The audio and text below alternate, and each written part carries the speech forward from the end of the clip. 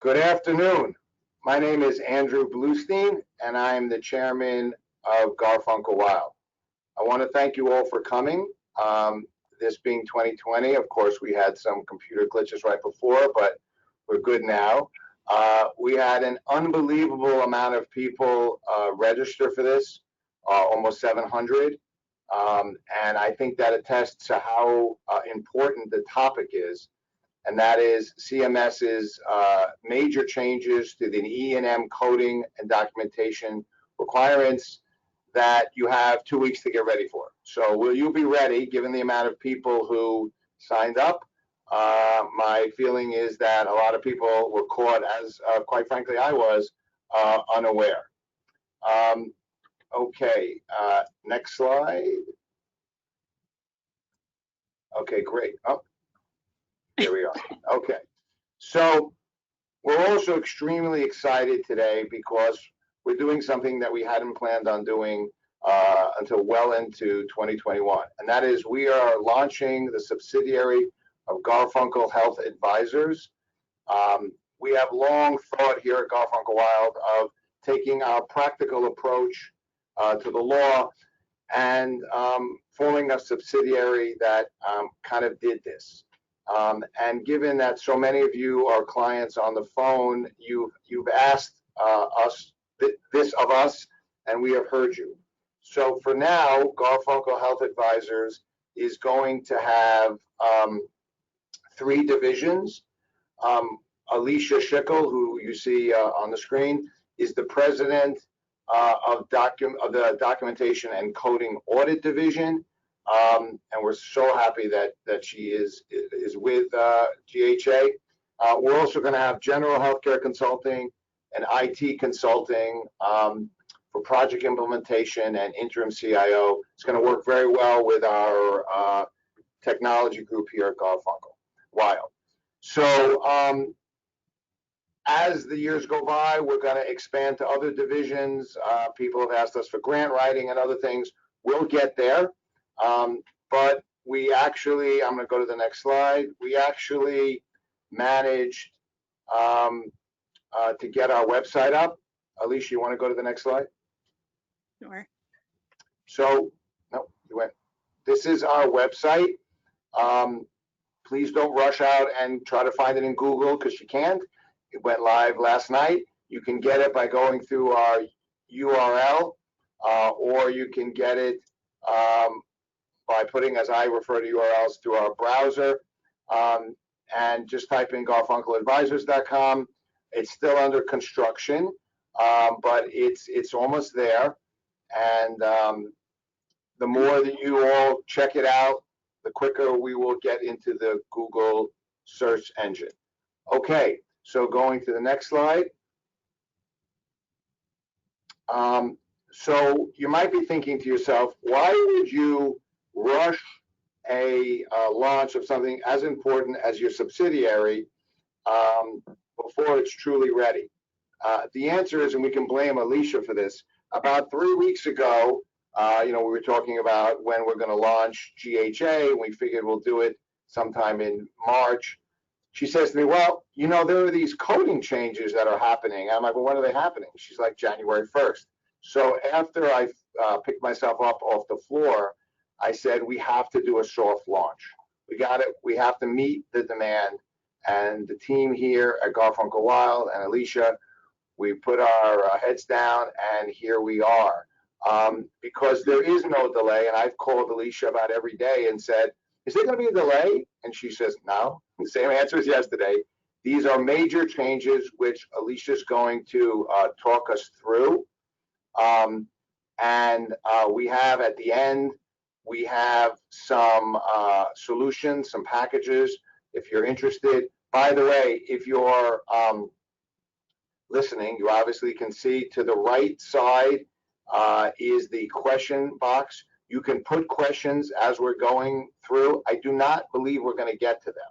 However, we will get back to you. We're going to have a little interactive session between Alicia and I. Also, if you look at the bottom of the question box, you can print out the slides. They will be sent to you also, as well as a recording. But if you also see that there's a registration form if you want to get one of the packages, which we will explain as well. So let's talk about Alicia, our president of GHA. Alicia, if you could go to the next slide. It's typical 2020 fashion. I've lost the ability to control the slides. So Alicia Schuckel is somebody that I have worked with for many, many years. She has been doing this for decades. And if you look at all those initials next to her name, you'll realize I don't know what almost any of them mean, but she's extremely accomplished. And she has helped many of the clients on the phone, whether it was pushing back against payers, sorry to the payers that are on the phone, push back on recoupment actions, or just have general advice, or we've had physicians who have had trouble with regulatory issues, and we've always spoken to Alicia. We found her to be incredibly bright and practical, which is the GW calling card. And at some point, it just became natural for Alicia to join us. And we could not be happier that she has taken this opportunity to lead Garfunkel Health Advisors to great heights. So what we're going to do is I'm going to turn over the presentation to Alicia. But as I promised her when we prepared for this, I will throw out questions that she doesn't know are coming, which should be frightening to her, but maybe a little more interesting to the audience, because as we go through this, you're going to have questions. So I'm going to sit back and make believe that I'm you. Alicia, welcome to this momentous launching of Garfunkel Health Advisors. Take it away. Thank you so much. It's such a pleasure to be part of the team who literally, as you said, have come together and moved mountains in the last few weeks, right? So thank you. It's a little reality check when I see 36 years experience. My son just turned 34 yesterday, and I say, I'm never getting a date for 34 myself. How did this happen? So we really appreciate you tuning in today. We're going to talk about the changes to the E&M guidelines. And, I think, it was really important. We decided to open the door early to GHA so that we could extend a hand to you and say, listen, we're here. We can help you navigate through these changes. Unfortunately, we have just a few weeks to prepare, right? We're going to talk about what is changing, what's not changing, and then give you some practical tips of how you can help implement this in your practices. Okay, as Andrew mentioned, we started preparing for these changes early on in the year, and then, unfortunately, the pandemic hit, and I think preparations for these changes got put on the back burner. Providers were shuffling. Now we got to provide access to care. We have to learn how to, see our patients via telemedicine. And we in the industry really did think there would be a delay. When the final rule came out, which was a little late this year in December 2nd, we realized that now it's go time because there is no delay. I want you, Alicia, first curveball question. The slide said CMS. So yeah. Do we have to worry about other payers, or is it only CMS? Yeah, so great question. So what we know right now is that all of the other payers are going to be following suit. As we go through what the changes are, even though it's a CMS, guideline change, all of the other payers are on board as far as we know. Okay. So, and we know CMS started talking about making changes to the E&M guidelines back in 2019. And I want to talk about this for a moment because I'm still getting a lot of questions about this. The proposed changes back early in 2019 were about, code consolidation and going to a single or blended rate. Well, that entire model has been trashed.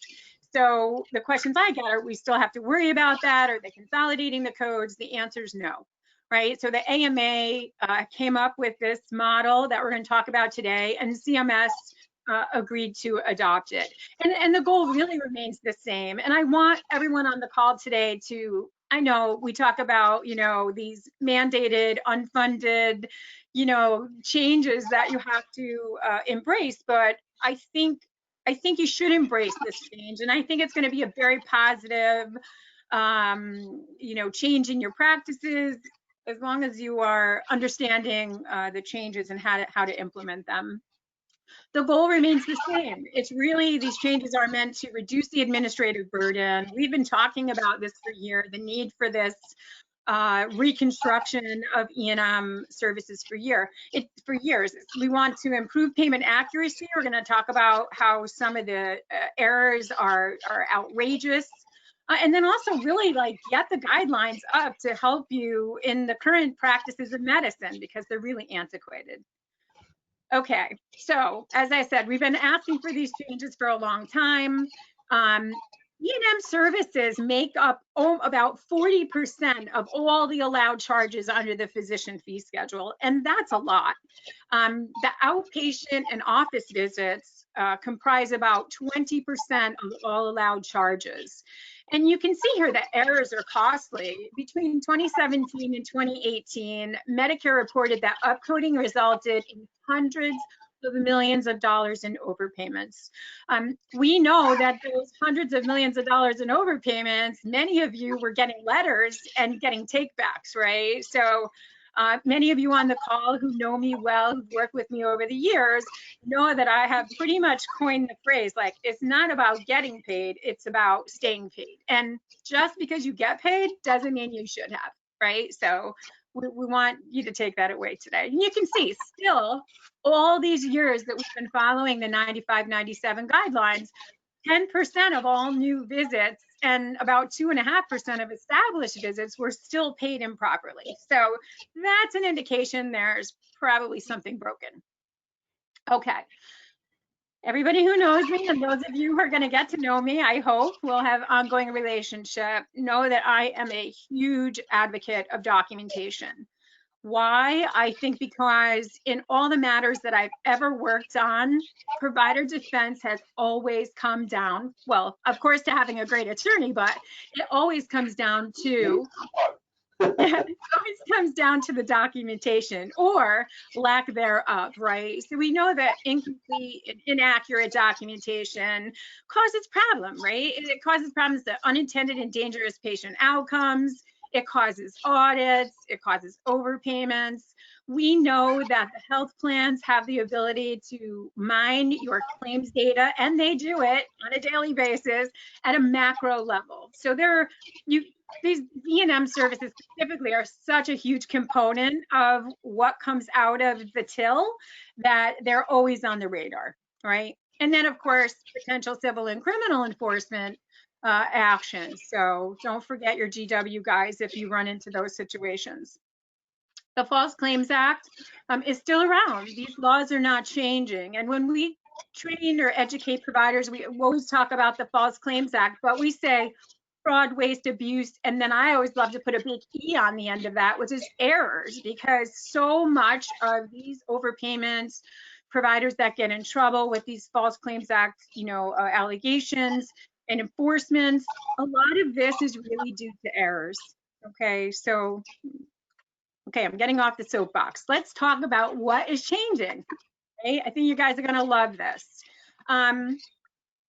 Being mindful that the changes that we're talking about today are apply only to your office and outpatient visits, right? So all of your other E&M services, like your inpatient visits, a nursing home, inpatient consults, and even some of your health plans that are still allowing or accepting consultation codes, you should be checking with them to see how they want you to manage that. But right now, it's our understanding that all of those other services, other than the office and outpatient visits, are going to be leveled under the same guidelines, the 95 and 97 that we're dealing with right now.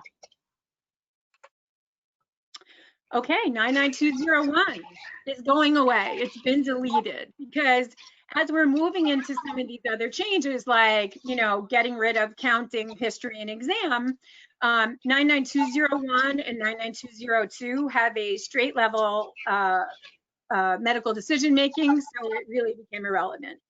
They are saying that they are going to keep the 99211 code, which has traditionally always been known as more of a nurse visit, but doesn't really require the presence of a provider at all. So that is staying active. This, I think, is a huge, one of the biggest components, and I really think that providers are going to love this aspect of it. I get a ton of questions like, this is great news.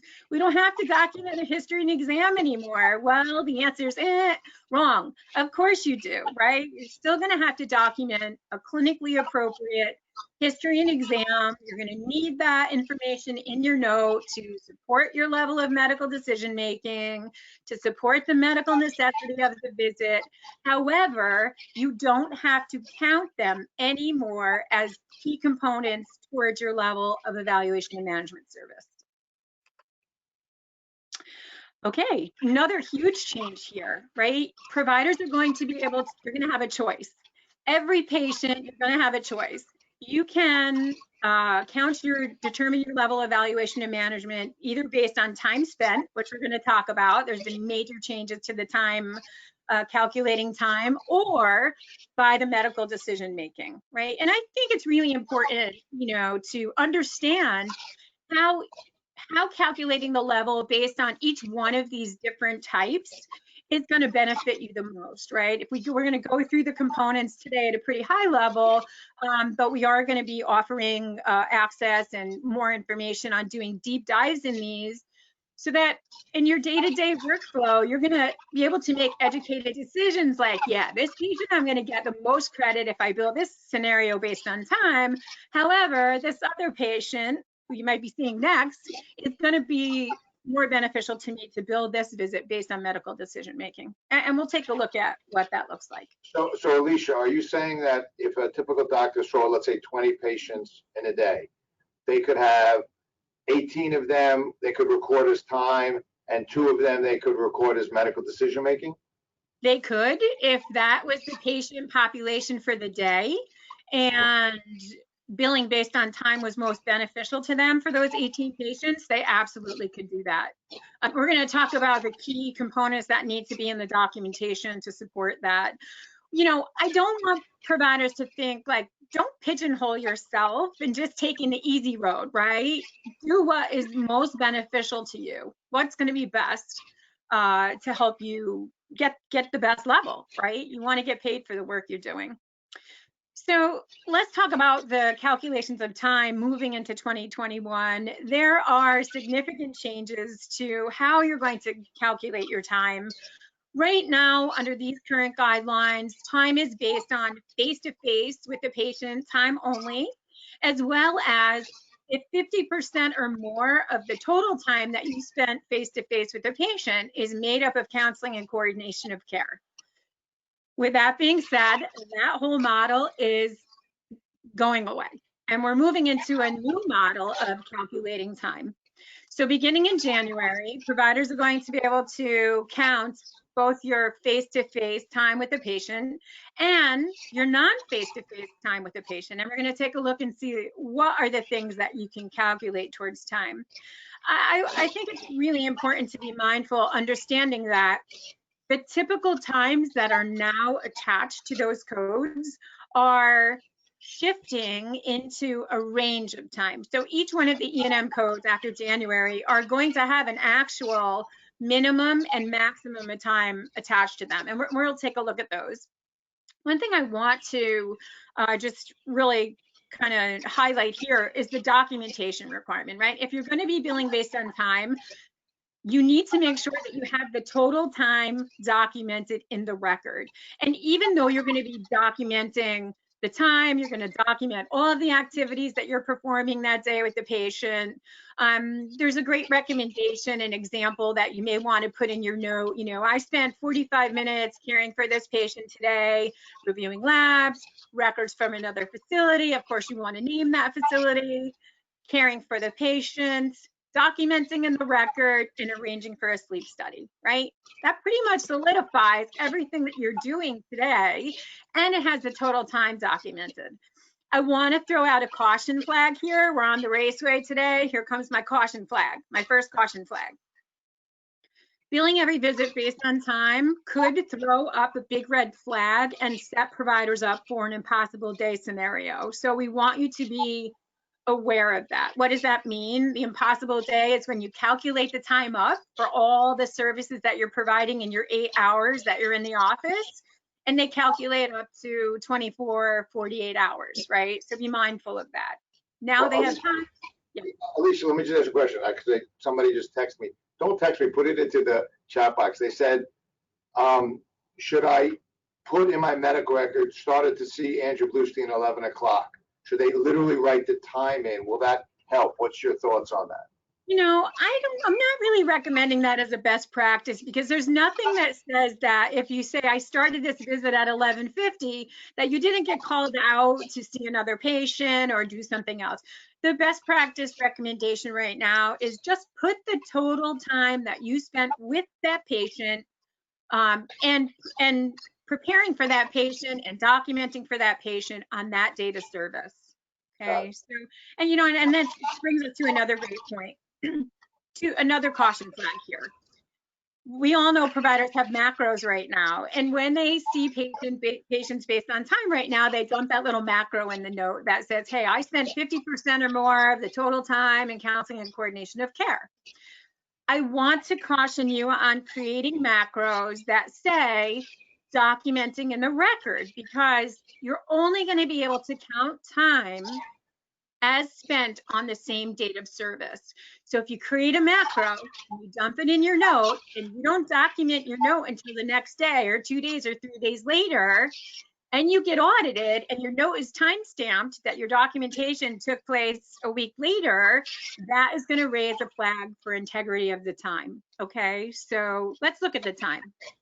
Here's what the new times look like. So under the current guidelines, 99213 has a typical time of 15 minutes. The new time ranges are moving from 20 to 29 minutes. So if you think about it, the typical time right now is face-to-face time only, but you're probably spending that much additional time anyway. You're just not able to count it. So let's take a look and see what we can count. So anytime that you're performing your history exam, anytime that you spend counseling or educating the patient or their family or their caregivers, when you're preparing to see the patient, not when your medical assistant is rooming or getting vitals or they're at the front desk. So be mindful, this is provider time only. So if you're looking back over previous notes or another provider's notes, you can count that time as long as you're doing it on the same date of service, right? Ordering medications, ordering tests, procedures, making referrals, care coordination, documenting in your record. Finally, this is a wonderful news for providers. We've been complaining for years. We never, so much time documenting, we never get to count it. Well, now you get to count it. Okay, that's time in a nutshell. And, we don't have a lot of time to go too much more in depth, but in some of our training modules we're going to talk about, we have a ton of clinical examples and specialty. We're able to give you like specialty specific examples, which we think will be really helpful if you want to get more information on this. So let's talk about the new medical decision-making calculations. So remember, you can just pick your level of service based on time, which we just went through, or medical decision-making, which we're going to move into next. Okay. There is a new table for calculating your medical decision making. However, the 3 elements or components of medical decision making are staying the same, right? We know we've been training on medical decision making under the 95 guidelines for so long. Medical decision making is broken down into 3 components: the number and complexity of problems that you're dealing with, the amount of data that you're ordering or reviewing or analyzing, and then the overall level of risk of morbidity or mortality to the patient. So those 3 categories stay the same. However, the elements within those categories have significant changes. So this is where you're gonna have to dive in and get yourselves brushed up and feeling comfortable on this. I wanna point out that for those 3 categories, providers have to meet or exceed only 2 of those 3 categories. So if you're feeling really stressed out about the data section when we look at that, as long as you're hitting the medical decision-making level under the diagnosis and number complexity of problems and the risk, then you don't even have to worry about the data section. But I think it's critical. We're going to talk about this because I think this is where the biggest change to the medical decision-making piece, this is where we're seeing the biggest change. Data now has been broken down and divided into 3 separate categories. And I know it looks a little complicated right now, but I think when you really dive in and start digesting, wrapping your head around this, these are all things that you are already doing. So category 1 under the data section, just remember, it consists of tests, documents, orders, or taking a history from an independent historian, right? What does that mean? Getting a history from the spouse, the parent, a caregiver, someone other than the patient, right? Category 2 under the data section is independent interpretation of tests that are not separately reportable. Again, we're going to throw out that caution flag, and we're going to talk a little bit about that. And then the third category under the data section is if you're discussing management options or test interpretation with an external physician, someone who is outside of your practice or organization. So it looks a little complicated when we see the grids. We'll go through that a little bit. This is where I'm throwing out my caution flag. There's a lot of conflicting information going on out there, and I can tell you there's volumes and volumes of information available. It's almost overwhelming at times. I'm hearing things like, how do we count the data section? What if I order my test and I interpret my test? Can I take credit for 2 components? The answer is no. If you're ordering a test, there is an assumption that you are going to be interpreting that test, even if you don't do it on the same day. So you're going to take credit you're going to get 1 credit for that, right? I'm also hearing things like, well, what if I order a strep test and I interpret it at the same time while the patient's there in the visit? Well, that may be great, but if you are billing for that test, you can't double dip on the credit, right? So you're already getting reimbursed for that. So you can't count it under the medical decision making. So a simplified answer to this category 1 section under the data elements is like, okay, you have a patient, you're seeing them today, you're going to order a CBC, a chem panel. Even though there's 20 tests or 12 tests in a chem panel, you still only count it as 1 test, right? And maybe a hemoglobin A1C. Those are all send out tests. At some point, you're going to have to interpret them. You can take credit for 3 elements under category 1, right? Each unique test in any one of the categories, on any one of the elements under category 1 will count as an element. So quick question. Is there ever an economic sense somebody's doing ancillary services to say, you know what, I'd rather send them out, and then when they come back, send them out to a third party that's not the doctor. When they come back, then I can interpret them and I can use that as time or as a component towards MDM, or does that not make sense? yeah, I don't think it makes sense. I think if you are doing ancillary services in your practice, you know, for primary care docs, it's one of the only ways they get to really generate additional revenue. I wouldn't hinge that on adding to the level of medical decision making. I don't think it's going to have a huge impact. Remember, 2 out of the 3 key components there are the 3 key elements of medical decision making. So you may not even need to take credit for it. So to answer your question, I would say I don't think it's economically a good idea. Got it. All right, let's look at this great grid here. So we put together this information just to kind of show you, first of all, the levels of medical decision making have not changed, and they are staying consistent with the level of E&M that they are already attached to. So straightforward level medical decision making is still going to be linked up with your 99202, 99212. Low level links up with your level 3 E&Ms, moderate with your level 4s, and then high level medical decision making is going to link up with your level 5 visits, right? So look at the first column, shows us the number and complexity of problems that we're dealing with. The second column here shows us the data and how we have to calculate the data now under the new guidelines. And then the third column there is the risk to the patient. So we can look at a few examples here, like look at 99203, for instance. If you're deciding your level based on medical decision-making, again, you have to meet or exceed 2 of these columns. So 1 stable chronic illness or 1 acute uncomplicated illness or injury. That's very simple. Most primary care docs are seeing patients that have at least that all day long. And then under the data section, you can see what the criteria is there. Any combination of 2 from the following, it says you have to meet the requirements of at least 1 of the 2 categories.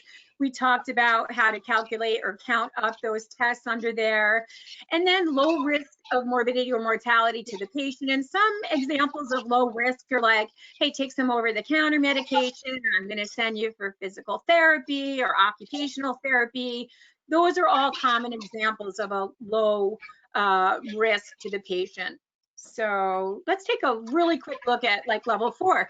You can see the higher the level service you're going to be billing for, the more you're going to get paid, the more medical decision making you're going to have, and the more work you're going to be doing, right? So if you look at the scenario for level 4, I see this all day long. Specialty practices, primary care docs, 2 or more stable chronic illnesses. And then if you just jump over data for 1 second and go to the risk column, prescription drug management.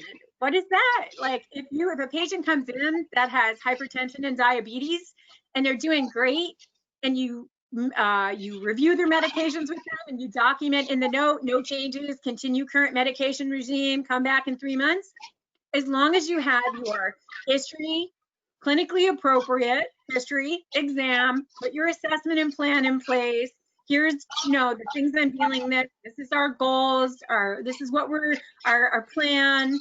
And you document that you've met the criteria under medical decision making for a moderate level 4 visit. You now don't have to worry about, oh geez, did I hit all those organ systems or body areas under, exam, or did I get 4 elements of HPI? Hallelujah, all going away. Great news. And here's your level 5. And just be mindful, like we talked about billing based on time. Don't forget that the time ranges have now changed in these scenarios. But if you're billing your level 5 patients on medical decision making, those patients are sick. They are at risk if you don't intervene of life and limb, right? So we see providers all the time, oh, that's a level 5, I did a lot of work. No, unless your patients are really that ill, or you're billing these services based on time, this level is reserved for very ill patients, okay? Some examples would be crushing chest pain, pulmonary embolism, maybe I come in with abdominal pain, I could be having, altered mental status. Those are examples of level 5 patients. And we know, Andrew and I, we see this all the time. If you're consistently billing those high level 5s, again, remember, providers need to have their bell curve, right? That's not changing. And payers are data mining. So if you have a straight line to the top, you are definitely showing up as an outlier, and you can absolutely guarantee on an audit.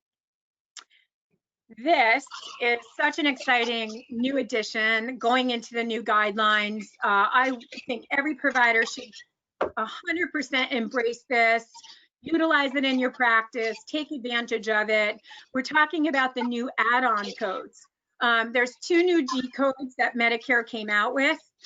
One is it's an increased medical complexity for either primary or non-procedural specialty providers. We're going to look at that in detail. And then they also came out with a new prolonged service code, which we're going to talk about as well. All right, this add-on code. A couple things. So this is a code which you are going to add on. It's what's called an add-on code to your evaluation and management service, right? So you're going to see the patient, you're going to decide your level of visit either based on time or medical decision making. And now for those patients that have single, serious, or complex chronic conditions that you are providing patient-centered or team approach care for, that you are assuming ongoing care for these conditions, you are now going to be able to add this code, this G code, onto your E&M code. And what does that mean? It has a small work RVU boost, right? 0.33, and nationally the payment rate is about $15.88, a little over $15. So there's no restriction on how many times you can use it, so it's not a utilization issue. Right now, there's no restriction on the specialty of the provider. So if you're an ophthalmologist, a neurologist, a rheumatologist, a primary care doc, you can add this code if you are meeting the criteria. Again, you're assuming care for those ongoing chronic conditions for these patients. And we hear some commercial plans, even though it's a Medicare add-on code, may start paying for this. So Alicia, I'm fascinated by this code. Let me ask you a question. Let's say I had a multi-specialty practice, and in room 1 was an internist, and room 2 was like a retinal specialist, okay? And let's say the internist is only doing like people coming in with runny noses, very basic. And the retinal physician is dealing with people with complex problems. It means that, let's say they both saw 20 patients in the whole day. This modifier could be added every single time for the retinal specialist and might never, or not, it would never be appropriate to add it for the internist. Am I hearing that right? Yeah, so it doesn't have anything to do, it's not specialty specific. It is more condition specific, right? So if and that's a great point. And we put together some examples of here when it is appropriate, but we also need to talk about when it's not appropriate to add, right? So we know it's not specialty specific. An example might be a rheumatologist who's providing ongoing care for their patient who has RA or psoriatic arthritis. And an internal medicine doc who sees a lot of patients that have, chronic conditions with comorbidities, and they are providing long-term care for them.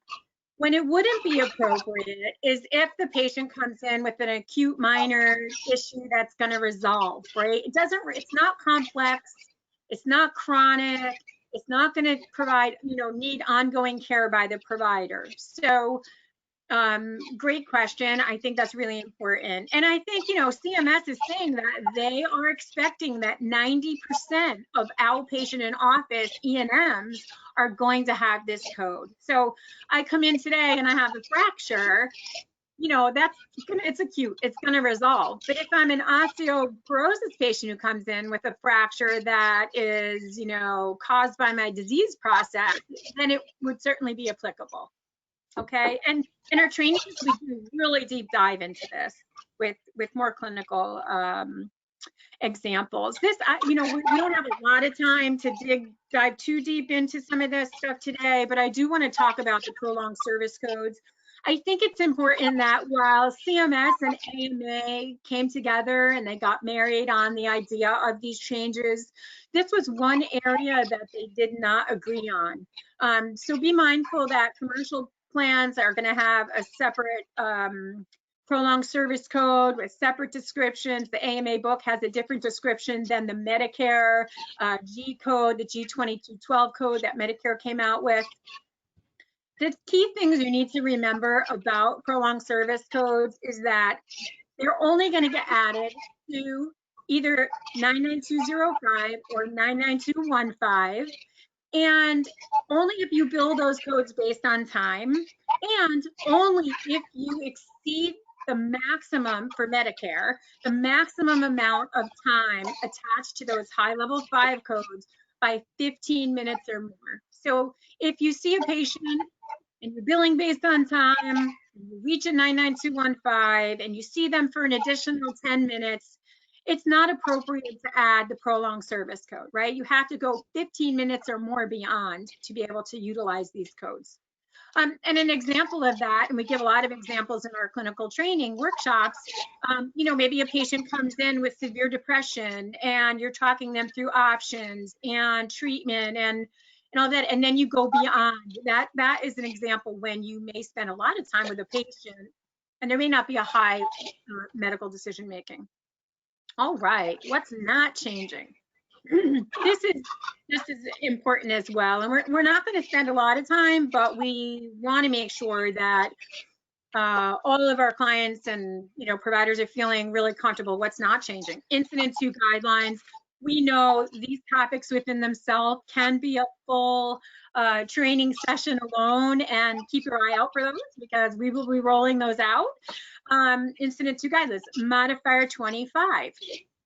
The criteria for adding modifier 25 to an E&M service is not changing. I do want to, again, throw down that caution flag. One of the things also Medicare said, they don't expect to see the add-on primary care G code, excuse me, to office visits that have a modifier 25 attached to them. There's no restriction right now, but I do, based on the language in the final rule, anticipate or expect that they will be watching for that. There may be a restriction on that going forward. And here the key is really, if you are adding a modifier and you truly are doing two significantly separately identifiable visits on the same day, your documentation has to be rock solid, right?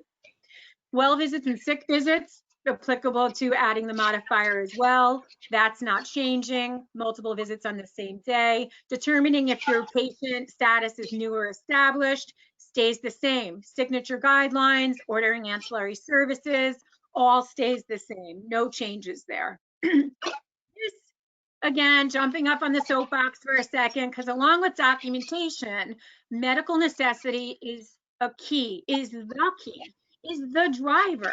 Nothing will be reimbursed or stayed reimbursed if it's not medically necessary. So be mindful. Don't think that it's going to be a free ride to start billing level 5s based on time if the medical necessity is not there to support it. So your documentation is going to have to be rock solid. It's going to have to clearly define the things you're doing. You're not going to be able to say, I'm billing a level 5 visit and my diagnosis for today is allergic rhinitis, because that's going to be raising red flags. The health plans are going to be mining for that, right? So medical necessity. And what communicates your medical necessity? Your diagnosis code. So make sure you're coding to the highest level of specificity. Under the new guidelines, there are a lot of definitions that were clarified. So for once, it's really nice to have some true definition and clarity around the things that you are going to be held accountable for, right? We all want to know, if you're going to hold us accountable, then there has to be clear guidance on what we need to be doing, right? So again, we don't have a lot of time, but these are two key areas where the definitions have been defined that I think it's really important. Problems, what is a problem? And then what is a problem addressed? So if you are, many practices are moving into more risk-based models. You are very familiar with the term MEET, which is if I'm monitoring, evaluating, assessing, or treating a patient's problem or condition, then I can take credit for addressing it in today's visit. Just because you document in your note that, the endocrinologist is treating the patient for the diabetes, you're not going to get credit for that as being a problem addressed, because you're not doing anything to assess or manage it. And the same is true if I come to see you today and I have my visit and I say, hey, by the way, I have this rash. And you say, okay, well, why don't you go see the derm for that? And you document that you're sending me to the derm for my rash. You can't take credit as a problem addressed. Okay, here are just some other terms that they provide clarity around the definitions. Really important, I think, to go through, understand what these changes are. Just some key takeaways. I know we've given you a lot of information to digest. We've hit on a lot of topics on a high level. We have 2 weeks left to get ready, right? After New Year's Eve, next day, this is all going live, right? You're going to start being held accountable for these changes in the new year. And we're all looking forward to the new year. And I think you should just embrace these changes, understand how they're going to make your life better, One thing I really want to say, it's going to be important to make sure that you're making adjustments in your practices, updating your policies, updating your workflow to reflect these changes. Make sure your EMRs are updated. Your templates are going to have to change. Your macros are going to change. And one thing I really want to say, you can implement policies, you can do all the training you want, but unless you're doing audits to test to see if those things are effective, it may not matter, right? So we always say when we implement the compliance programs, it's the most important part of what you'll do. Make the changes and then monitor yourself and then do snapshot audits to see if what your changes you're implementing are actually being effective. So, all right. Okay, so thank you. Now comes through, take a deep breath. We're covering a lot of ground. Now you're doing great. And we're gonna do something very interactive. We're gonna ask you some quick questions, and then we're gonna talk about some products. First of all, something I neglected to do, I should have put a disclaimer. Everything we're talking about here is educational. It's not meant to be advice that you could follow. That's for another day. Don't forget about the printouts that you can print out. At the end, we're going to keep for about 5 minutes. You can print it out afterwards. So feel free to do that. Also, one last thing, I really want to thank the GW and GHA teams for getting this together. Okay, so here we go, rapid fire. And also keep putting your questions in there, but put your phone numbers too if you haven't. It'll make it easy for us to get back to you.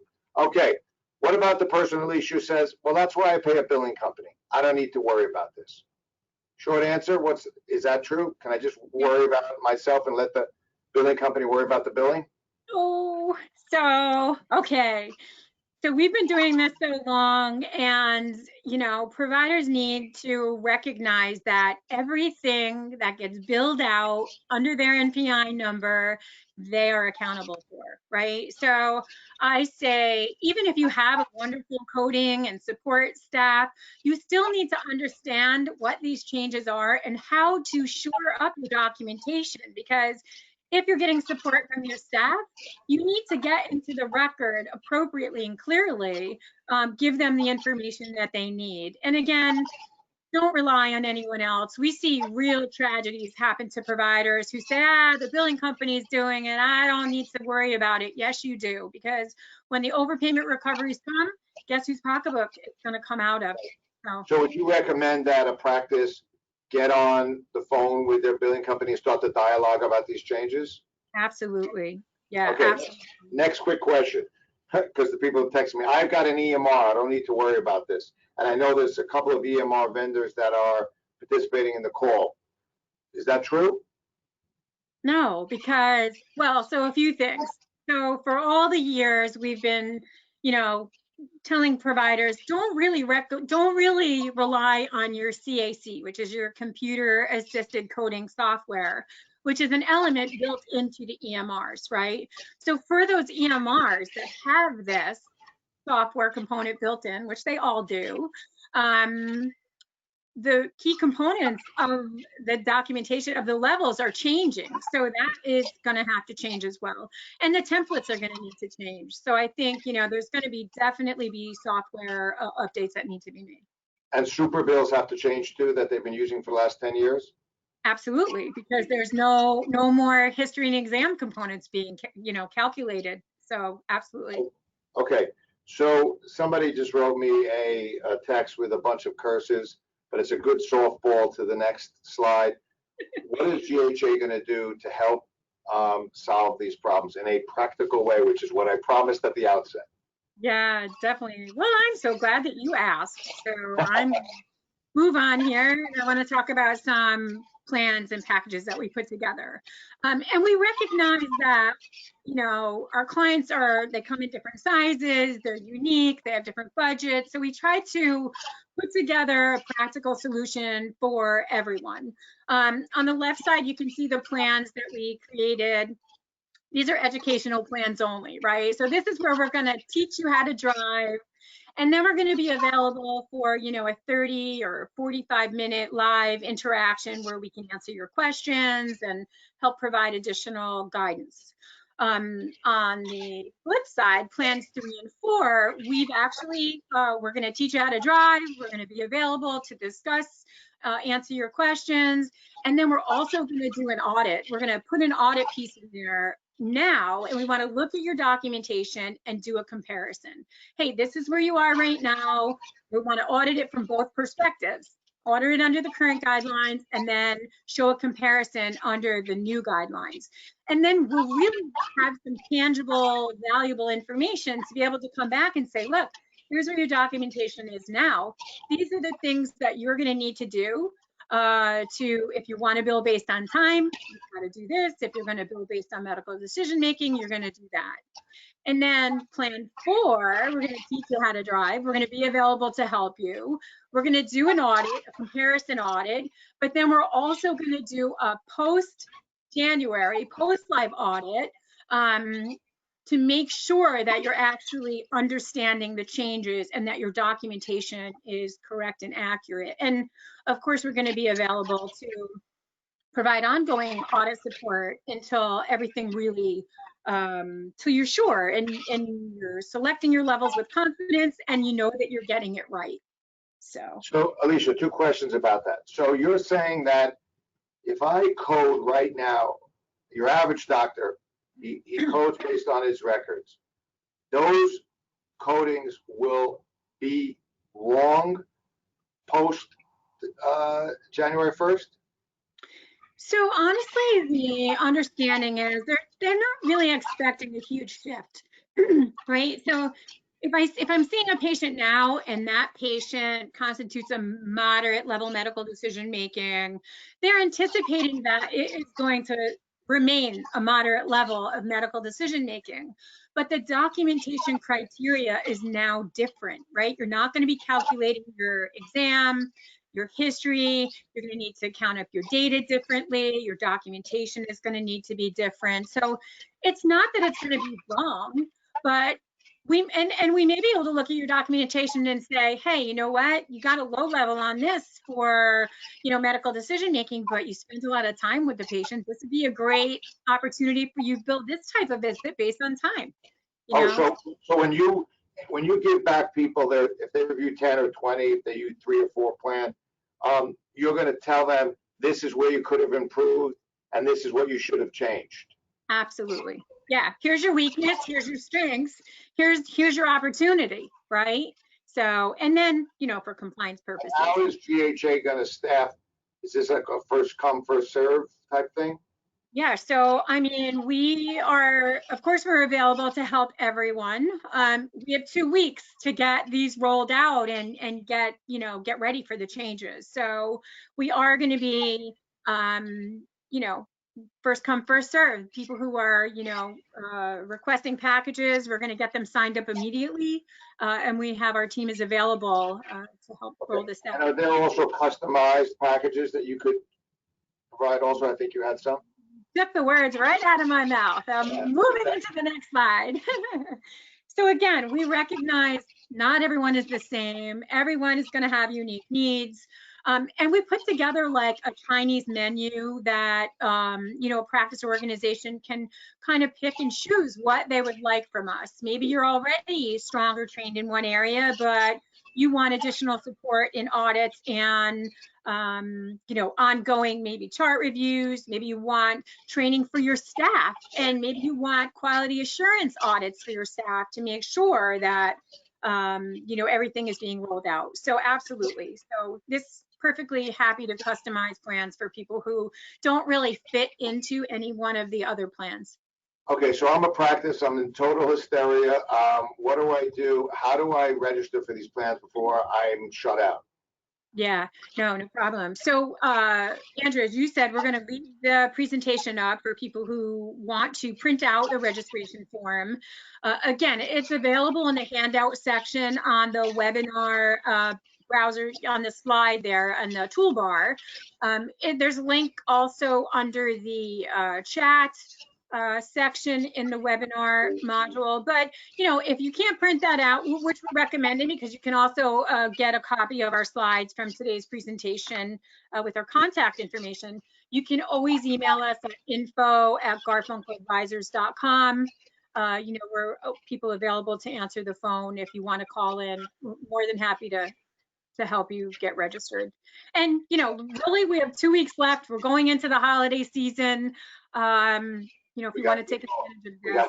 We got to kick off. So somebody put in a question, why do I need the pre-recorded education session if I just sat through this fantastic presentation? What's the difference? Yeah, because what we're talking about today are highlights, right?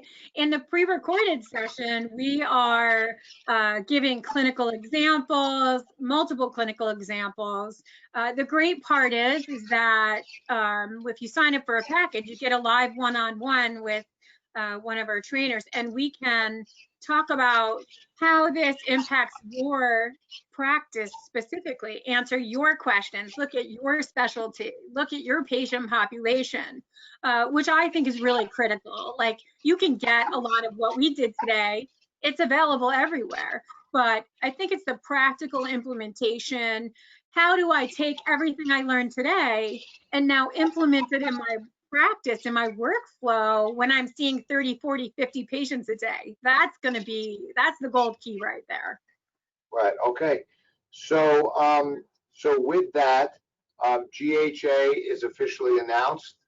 Alicia Schickel is now ensconced as our president, and we have a lot more people who know about you from the GW family. So everyone, what we're asking you to do is register, because it's not that we're never going to get to you, but there's a line that's forming. You can go to the last slide. You'll see also if you want to call Alicia directly. If you have questions, that Garfunkel Wild is not going away, right? So we're here to deal with anything that's non-GHA related. Call. And I just want to thank you so much, Alicia, for coming over, joining us. And thanks everyone for, in 2 weeks, we had an enormous amount of registrants.